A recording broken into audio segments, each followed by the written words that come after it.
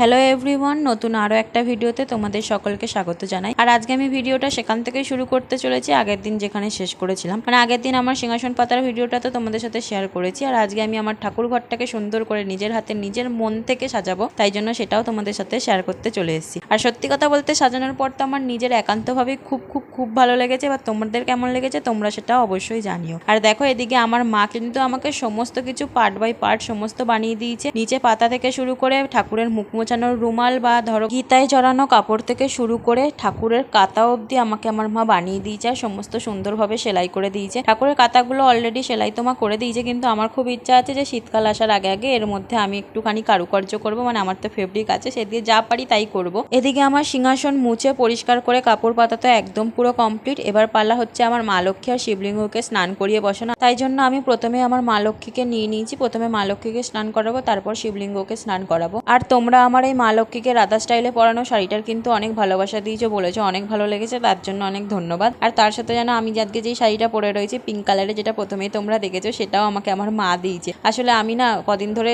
ছাপা শাড়িগুলো প্রচণ্ড পরছিলাম, তাই আমার মা বলছিল যে আমার কাছে একটা ছাপা শাড়ি আছে, ওটা ছোটও আছে আর তোর পরতেও সুবিধা হবে। আমি তো একটু বেটে, তাই জন্য আমার একটু ছোট শাড়ি পরতে বেশি ভালো হয়, তাই জন্য মা ওই শাড়িটা দিয়েছে। আর শাড়িটা আমার গায়ে কেমন লাগছে সেটা কিন্তু অবশ্যই জানিও। আমার তো বেশ ভালো লাগছে, আর যেহেতু একটু মায়ের শাড়ি তাই মা গন্ধও পাচ্ছি শাড়িটার মধ্যে, তাই জন্য আরো বেশি ভালো লাগছে। আর এই দেখো আমার মা লক্ষ্মীরও কত বড় চুল হয়ে গেছে, আমারও কিন্তু ঠিক এত বড়ই চুল হয়ে গেছে প্রায়। আর তার সাথে জানো তো আমার মা লক্ষ্মীরও একটু একটু চুল ওঠে, মানে আমারও যেমন একটু হেয়ার ফল হয় আমার মা লক্ষ্মীর হয়। কতটা মিল দেখেছো আমার ঘরের ঠাকুরের সাথে আমার, ওই জন্য আমি আমার মতনই আমার মা লক্ষ্মীরও চুলগুলোকে সবসময় বেঁধে রাখি, বেনুনি করে রেখে দিই, তাতে চুলটা একটু কম ওঠে। আমার মা লক্ষ্মীর সাজানো তো কমপ্লিট হয়ে গেছে। এরপর শিবলিঙ্গকেও স্নান করিয়ে নিয়ে আমি কিন্তু এখন ঠাকুর পাতা শুরু করেছি। এবার তোমরা তো জানো আমাদের আগে একটা বড় গণেশ ঠাকুর ছিল, কিন্তু এই সিংহাসনের মধ্যে সেই বড় গণেশ ঠাকুরটা তো রাখা যাবে না, ওই জন্য আমি একটা ছোট্ট গণেশ ঠাকুরও সিংহাসনের সাথে কিনে এনেছি। আর তার সাথে একটা শঙ্খও কিনে এনেছি। একটা জল শঙ্খ কেনারও ইচ্ছা ছিল, কিন্তু আমার শ্বশুর যেহেতু পুরী থেকে অলরেডি একটা শঙ্খ এনে দিয়েছে, তাই জন্য আর জল শঙ্খ আমি কিনিনি, কিন্তু শঙ্খটা কিনে এনেছি। কারণ আগের শঙ্খটা আমার বাজাতে গেলে না আমার কানের দুপাশে খুব ব্যথা হয়, কিন্তু এই শঙ্খটা একদম পারফেক্ট আছে। আর একটা জিনিস নোটিস করেছো, আমি কিন্তু আমার সিংহাসনে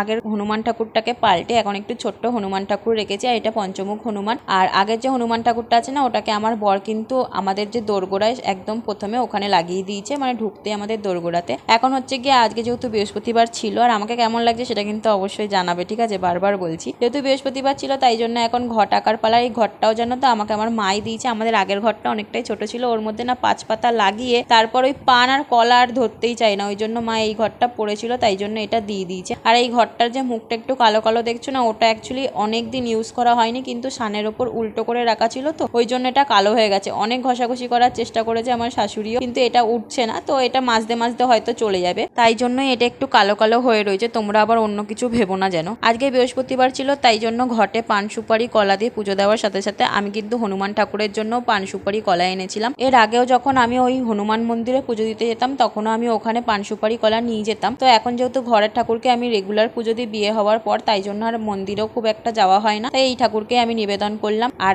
এইখানে হচ্ছে গিয়ে তোমাদের একটা কথা বলে রাখি, যে আমি না বৃহস্পতিবার সকালবেলায় কখনোই পাঁচালি পড়ি না, কারণ আমি ছোটবেলা থেকে আমার মাকে দেখে এসেছি। শুধু আমার মা বলে নয়, আমাদের পাড়ার আমি সকলকেই দেখেছি যে সকালবেলায় কিন্তু কেউই পাঁচালি পড়ে না, সবাই আমাদের এখানে বিকেল বেলাতেই পাঁচালি পড়ে। এবার জানি না তোমাদের মধ্যে কতটা কি আছে, কিন্তু আমি ছোটবেলা থেকে যেরকম দেখে এসেছি আমি সেরকমই শিখেছি, তাই জন্য আমি আর এখন পাঁচালি পড়লাম না। তাই তোমরা কেউ ভেবো না জানো যে আমি বৃহস্পতিবার পাঁচালি পড়ি না, আমি পাঁচালি এবং হনুমান চল্লিশা দুটোই পড়ি। এখন যেহেতু বিকেলবেলায় আমার পড়ানো থাকে, তাই বিকেলবেলায় তো হনুমান চল্লিশা পড়তে পারি না, তাই সকালবেলাতেই পড়ি না। যেদিন বিকালে পড়তে পারি তো সেদিন দুবেলায় পড়ার চেষ্টা করি। আর আজকে আমি দুটো স্ট্যান্ড ইউজ করে পুরো ক্লিপসটা রেকর্ড করেছি। ক্লোজেরটা একদম ছোট স্ট্যান্ড দিয়ে নিয়েছি, আর দূরেরটা বড় স্ট্যান্ড দিয়ে। আর আমার এই সিংহাসনটা যে ড্রয়ারটা রয়েছে তাতে যা স্পেস আছে, তাতে মোটামুটি কিন্তু আমার ঠাকুরের সমস্ত কাপড়গুলোই কিন্তু ধরে গেছে। তো এই হচ্ছে আমার আজকের ভিডিও। তোমাদের ভিডিওটা কেমন লাগলো অবশ্যই জানিও। আর আমি রাত্রেবেলায় আর শাড়ি পরার সাহস পাইনি, কারণ এত গরম আর পারছিলাম না। তবে যতই গরম থাকুক না কেন, আমি কিন্তু পাঁচালি আর হনুমান চল্লিশা পড়তে কখনোই ভুলি না। তো আজকের মতন আসি, তাহলে দেখা হবে আবার নেক্সট ভিডিওতে। আজকের মতন রাখি তাহলে, টাটা।